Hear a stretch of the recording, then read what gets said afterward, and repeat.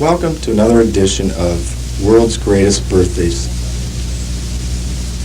You know, over the past few months, we've featured some of the greatest leaders of all time. Winston Churchill, Henry Ford, Ronald Reagan, Albert Einstein. Well, today is no exception. January 19th, exactly 50 years ago, a man was born who was destined to change the face of advertising forever. I think you know who I'm talking about. That man, destined for glory, was Mr. Gerald C. Atkin, a personal idol of mine. Today is very special for me as we take a look at Jerry Atkin, the first 50 years. Won't you join me? This is the first actual recorded picture of Jerry, shown here at the age of 1. Strangely, the spot where Jerry was sitting was to turn 3 shades of green brighter in the days that followed. This was the first indication that Jerry was heading into the field of advertising. At the age of 5, while other kids were merely setting up lemonade stands, Jerry was busy studying the demographics of the typical lemonade buyer. It was also at this time that Jerry instituted the 1-hour lunch for his employees. At the age of 5, Jerry also learned how to wink at girls. Yes, Jerry was a precocious child. In fact, to the casual observer, he might have seemed a bit, well, average. However, I think it's clear, even at this early age, that Jerry is beginning to exhibit the qualities which later in life will lead him to greatness in his profession. At the age of 16, Jerry was an Eagle Scout and the proud owner of numerous merit badges. He also led his troop in helping 16-year-old girls cross the street and head over to his place. Here we see Jerry's high school graduation photo. These were difficult times for Jerry, for it was a time when he was to decide to enter into a career in advertising and give up all thoughts of entering the priesthood. When Jerry graduated from Wayne State University in 1958, he was a typical all-American kid. His goals were clear: money, power, and boats. Well, Jerry's life is now getting some much-needed direction. He's decided that the priesthood is out. He's graduated from college. And he has determined that advertising is the fastest possible means to material gain. I guess you could say things are starting to fall into place now for our hero. Let's see what develops next. Jerry's goals would have to wait because Uncle Sam called. Jerry joined the Air National Guard and served his country nobly. In fact, Jerry saved the lives of several members of his unit when he bravely covered an exploding hand grenade with his briefcase. For this, Jerry was awarded the coveted Briefcase Well Thrown Award. History has shown that behind every great man is a great woman, and Atkin is certainly no exception. In 1959, Jerry entered into matrimony with lifelong sweetheart Diane Powers. Later that night, at the Forbidden Fruit Motel and Donut Shop, Diane found out firsthand about Jerry's tendency towards exaggeration. Jerry's advertising career actually began at J. Walter Thompson. Here, he laid the groundwork for his life in advertising. He developed a passion for marketing, media, and hanging around billboards in vacant lots with 2 guys named Hank and Bob.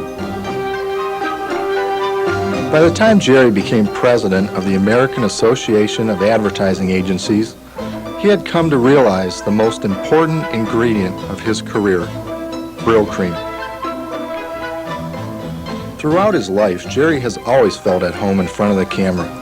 In fact, on many occasions, he would walk into the background of pictures he really didn't belong in. Here, Jerry is seen posing with the 7 original Mercury astronauts. 2 months later, NASA discovered their grievous error, scrubbing him from his first mission, replacing him with a young John Glenn. NASA's loss was McCann Erickson's gain.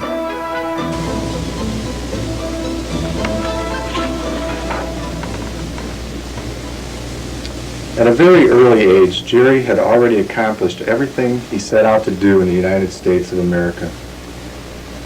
There were no more mountains left to climb. In pursuit of a bigger challenge, Jerry was left with but one choice.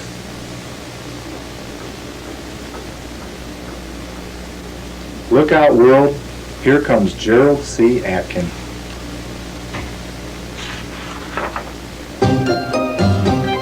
Jerry found his career at McCann Erickson Europe extremely stimulating.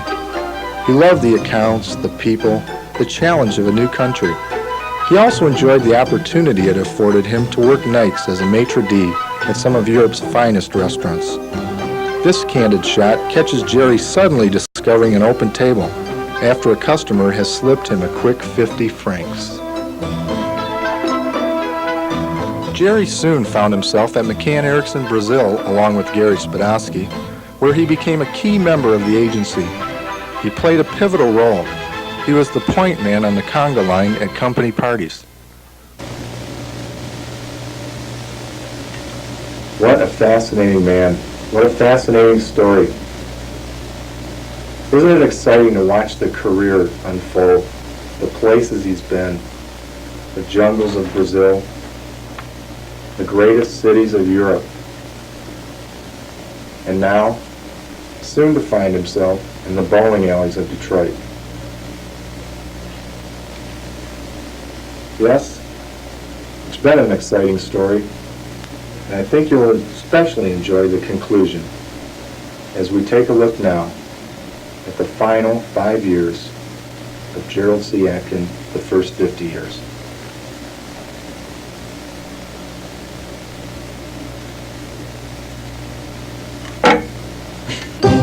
After conquering the world at large, Jerry triumphantly returns to his native Detroit.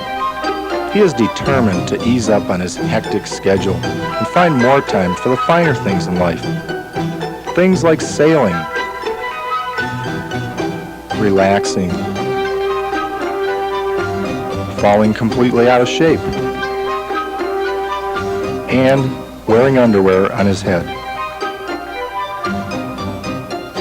Here he is as we know him, without the underwear on his head.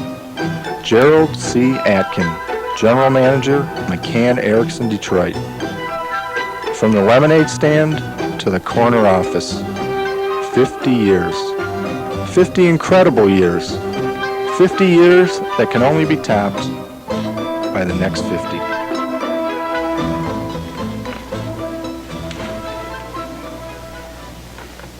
So there you have it. 50 years in the life of one of advertising's greatest leaders. A man who has packed more into 50 years than the average person does in a good week.